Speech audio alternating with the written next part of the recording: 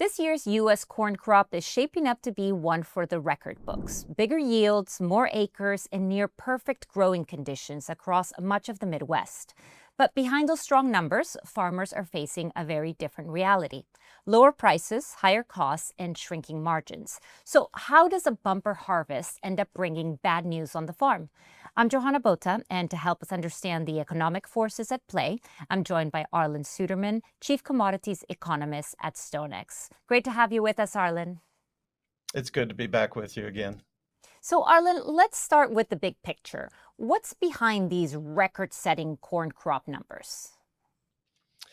Well, we had a nearly ideal July, which is the middle of the growing season, to really set the stage. And that was followed by dry weather to finish out the crop, but rather relatively mild temperatures. And we have found over the years that temperatures have the bigger impact on yield than does moisture. You have to obviously have some rain in order to grow a crop. But when you have very mild temperatures, that helps the crop continue to develop even in the absence of the moisture that you have. So as we went through, we had tremendous yield potential in July. 1st of August, we had tremendous yield potential. We lost some of that yield potential due to disease in some regions of the Midwest, but then we had other regions of the Midwest who blew away their previous records by wide margins. And so when you add it all together, it's still a record crop. Some farmers having disappointing yields, some really having big yields. The bottom line is we've got a lot of supply in the United States. And obviously, with such a large crop, corn prices are clearly reacting. How is that spillover affecting the wider commodity space? Well, corn and wheat obviously interplay quite a bit because many places of the world, whichever is cheaper, will be fed to livestock to a great extent. And so when you have cheap wheat prices with abundant supplies, you have cheap corn prices with abundant supplies. That gives a near-term reason to for the buyers to simply go hand to mouth, to wait for the supplies to come to them. And they don't have to worry about chasing the market by any means. Now, ironically, the big picture is a little bit more positive. If you look at the supplies of corn in the world, they've been declining as a percent of annual use now over the last 10 to 20 years. We're regularly kind of using up our supplies. We're producing big crops, but demand is growing at a faster pace. It's just that we have adequate supplies to meet the current demand, and nobody feels threatened by the existing supply. So we're not that far away from, just one crop failure in a major producing part of the world that could create excitement in the world, in the markets. But until or unless that happens, supplies are adequate to meet demand, and there's no reason to really ration demand with higher prices. In a similar situation with wheat as well, as those two play off of each other. But Arlen, we do keep hearing from farmers that they're producing more but taking home less. What's behind that, especially when it comes to production costs? Well, you hit on the key there with the production costs.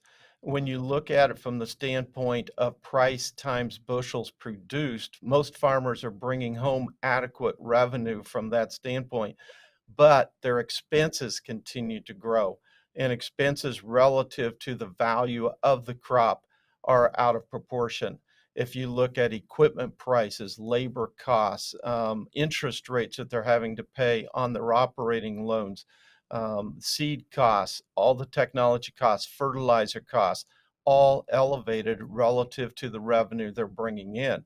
So revenue isn't the problem so much here as is the cost. I guess you could say they need more revenue to offset those costs. But I think the biggest problem here is the cost required in order to produce the crop. And that's what has farmers in a pinch. What about competition from Brazil and Argentina and Ukraine? How is that global competition adding to the pressure? Well, we find many of the products that we put into our crops, our inputs, et cetera, have a different price for U.S. farmers than they do for our competition in other countries, such as Brazil. And so, therefore, our input costs are relatively higher than what we see in other countries that produce, such as Brazil, Ukraine, Argentina, et cetera. And so that means that we're no longer the low cost producer, and that creates a real challenge in the world market when we try to export what we don't use domestically. And one last thing, as we head into winter, what are the biggest financial and logistical challenges that U.S. farmers are facing right now? Well, from a financial standpoint, the tax bill that was passed this summer should give them a boost, but not until a year from now. That's when the payments will increase. They saw a larger portion of their base acres increase for many farmers, which had been stagnant for many, many years in the government programs. Their support payments within the program increase, their ability to collect those payments. A lot of those factors will improve a year from now. But until then, we find this gap. Farmers have trouble paying the higher costs with the prices that are currently there. So that's why the government is looking at ways to mitigate that and to supplement payments, et cetera, going forward to help bridge that gap over the next year. Farmers are holding back on major purchases, trying to reduce their costs. They're looking at fertilizer. Do we apply less phosphate? Do we apply less potash? Probably going to stick pretty close to regular nitrogen applications.